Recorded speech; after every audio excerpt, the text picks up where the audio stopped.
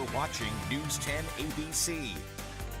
You know, by now you've probably heard of the alleged Capital Region sex cult NXIVM and its accused leader Keith Raniere.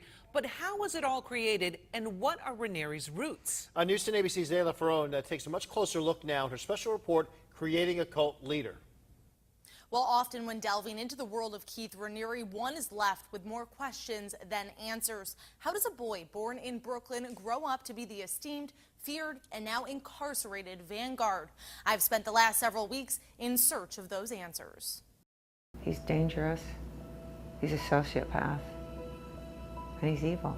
According to Keith Raniere's self-proclamations, he was an extraordinary child. It's an inarguable fact that Keith Raniere is a genius. Constructing sentences by age 1, reading by the next year, and the East Coast judo champion when he was 11. He is wonderfully talented and wonderfully gifted. Then Raniere came to the Capital Region. He graduated from RPI in 1982 with degrees in biology, math, and physics. One of the world's smartest men. That he has a 240 IQ. Raniere held the Guinness Book of World Records spot for highest IQ in 1989, a record that was discontinued the next year. It's that calling card that he puts out there that gets people to listen. Tony Natale met Keith Raniere in 1991 when he was running a company called Consumers Byline. She says the man she met was nothing like what she expected. It's an amazing idea. Yes, well, sometimes it even amazes me. But Consumers Byline is wonderful, and it's working. Very unassuming, almost shy in demeanor at times. She asked him why he would use his intellectual gifts to run a multi-level marketing company. He told her he was using it to change the world. And this is my platform, and this is how I'm going to start. Don't you want to come along? She did. Keith went from being my friend to help me through some personal situations, personal issues I had been dealing with, to helping me right out of my marriage and into Clifton Park. The pair lived together here in the Capital Region, and Natale was happy running a vitamin company. That's when Consumers Byline began to crumble. As quickly as the company grew, because it was fast and furious, it failed. We first told you about Consumers Byline last May when the company was accused of being an illegal pyramid scheme. The company was under investigation by several states and shut down in 1997 after settling with the New York State Attorney General. That's when Raniere met Nancy Salzman. He was creating this new company with Nancy. They created executive success programs, the nucleus that would later become NXIVM. Then Raniere became violent. Screaming at me, spitting in my face, backing me into the corner. Don't you know who I am? I'm the smartest man in the world. I have total retention. You're stupid. You don't even know what you said. Natale saw Raniere for the last time in April of 1999, but she was far from free of his grasp. It wasn't a breakup. It was a run for your life. Raniere began coming after Natale through the court system, tying her up in litigation from the time of their breakup until he was arrested earlier this year. People didn't want to listen because it was easier to blame the victim than to look at the crazy man behind the curtain.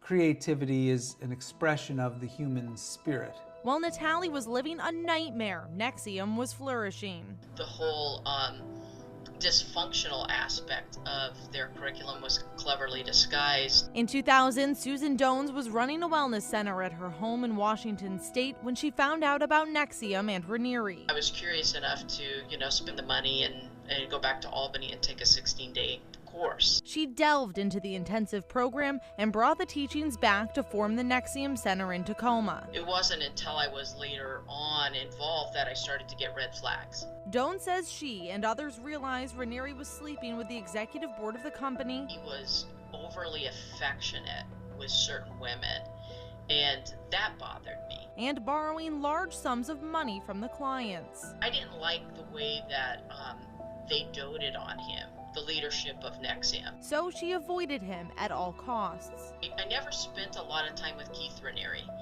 and I actually found him to be a little creepy.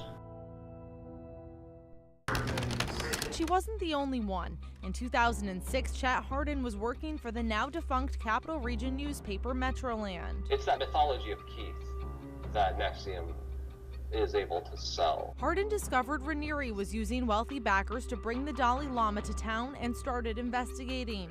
This didn't sit well with Raniere, so he threatened a $65 million lawsuit against Hardin and the paper.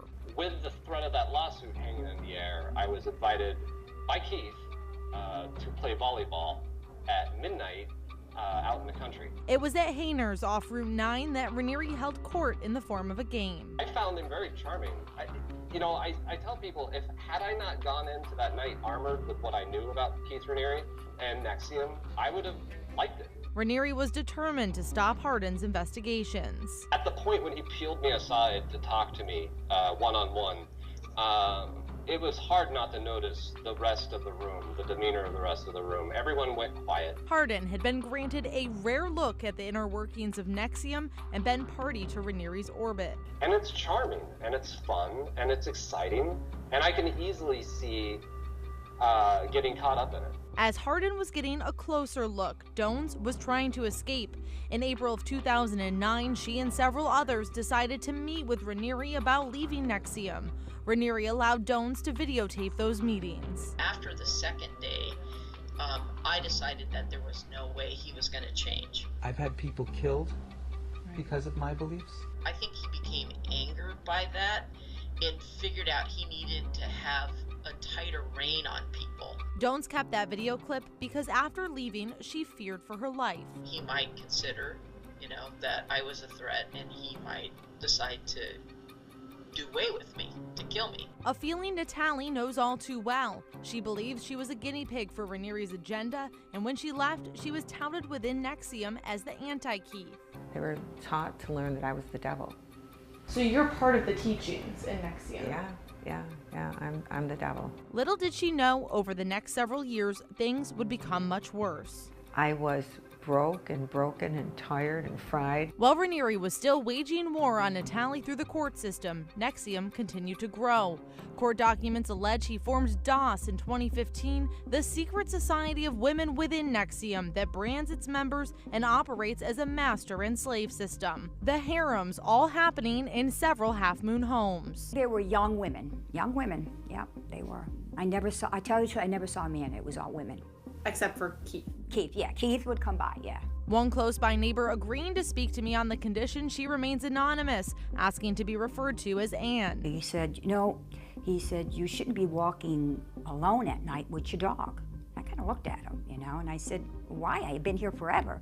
He said, because there's a lot of weirdos out. She describes Raniere as charismatic, a gentleman, and remembers his blue eyes. And then when I got the call that he was arrested, I just flipped out. I did. I go, oh my God, what could have happened? That question will never be answered, but Natalie has an idea of what the future looks like for Raniere and for NXIVM. He'll become a martyr, and they'll just recreate this someplace else. Even so, she has faith that the Eastern District prosecution team will prove what she knows is true. They know that they're dealing with a monster. They're dealing with somebody that's diabolical and evil and manipulative, and they see that. She says this will be the fall of Vanguard. There's only one God, and it's certainly never going to be Keith Raniere.